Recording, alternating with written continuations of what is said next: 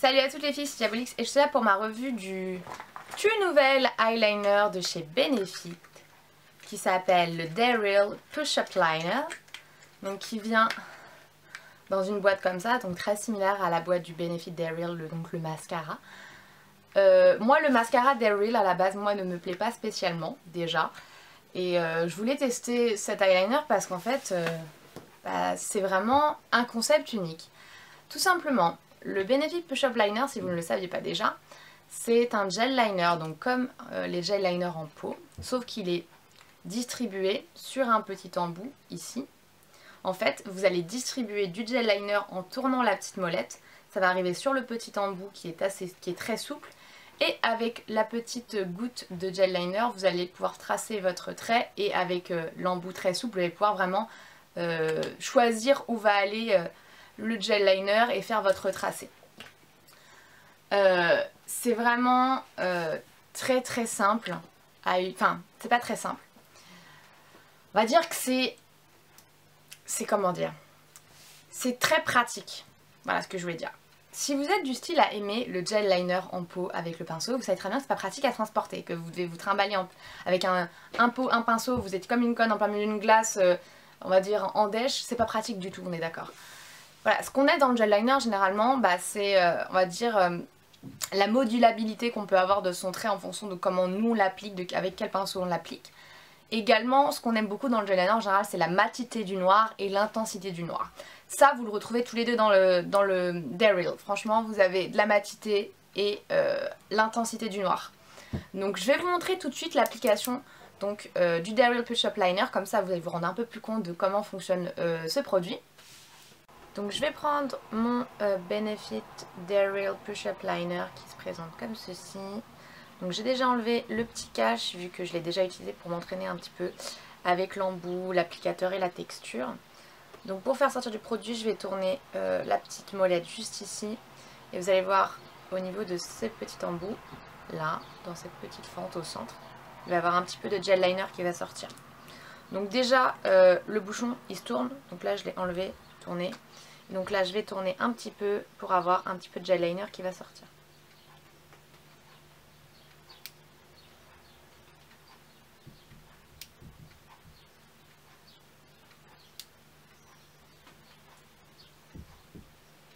Là vous voyez un petit peu qui est sorti. Donc une fois que vous avez une petite goutte entre guillemets de gel liner, vous pouvez l'appliquer. Donc vous pouvez appliquer cet eyeliner donc au niveau du ras de cils supérieur, du ras de cils inférieur, et également, moi je l'ai utilisé également sur la muqueuse interne.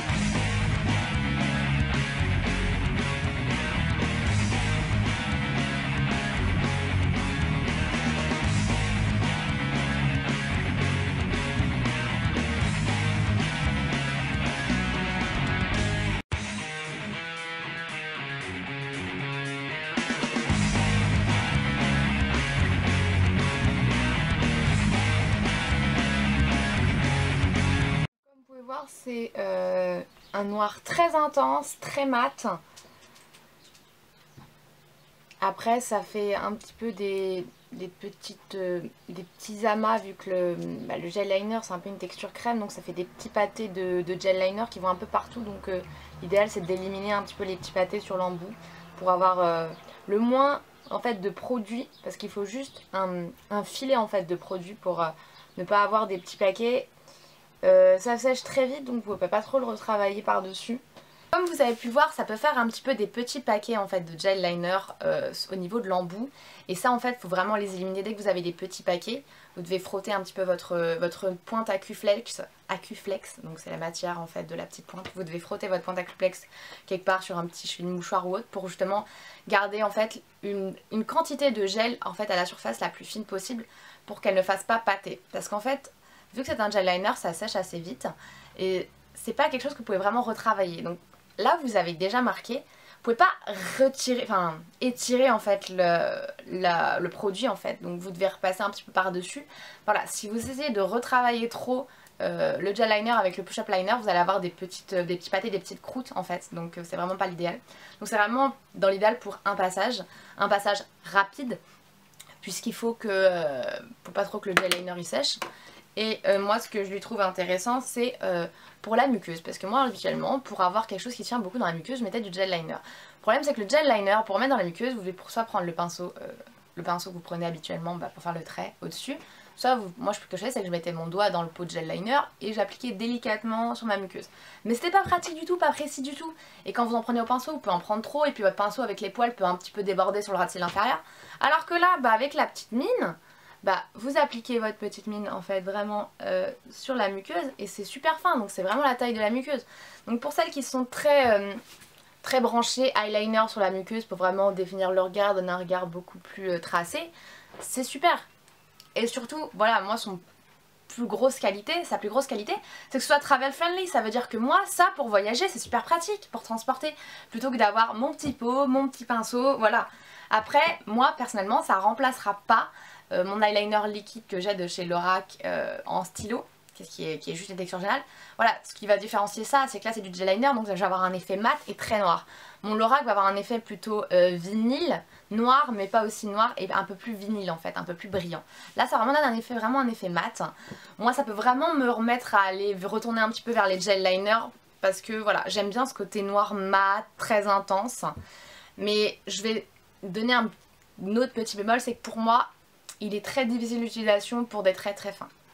Pour moi, pour les traits fins, c'est plus dur à utiliser. Si vous faites des traits plutôt épais, honnêtement, vous êtes vachement à l'aise.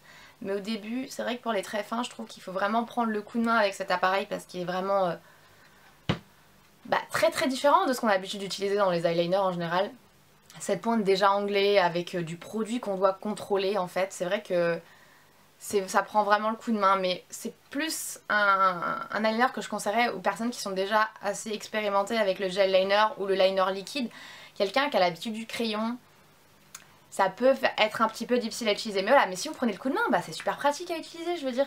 Vous avez du gel liner en un stylo, au lieu d'avoir un petit pot, un petit pinceau, de devoir nettoyer couramment le pinceau pour pas qu'il soit trop chargé. Vous avez toujours un dosage fin au niveau du trait. Donc c'est vrai que pour moi, voilà, c'est une très bonne...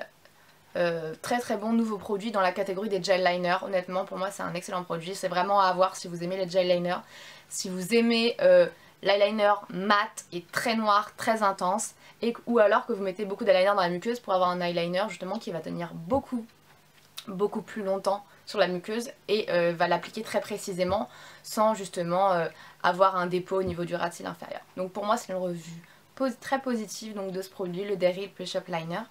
Donc comme toujours vous aurez des photos du produit et de la mine particulièrement un peu plus sur le blog, même si vous l'avez déjà un peu vu dans la démo. Et bien sûr comme toujours n'oubliez pas de vous abonner. Bye!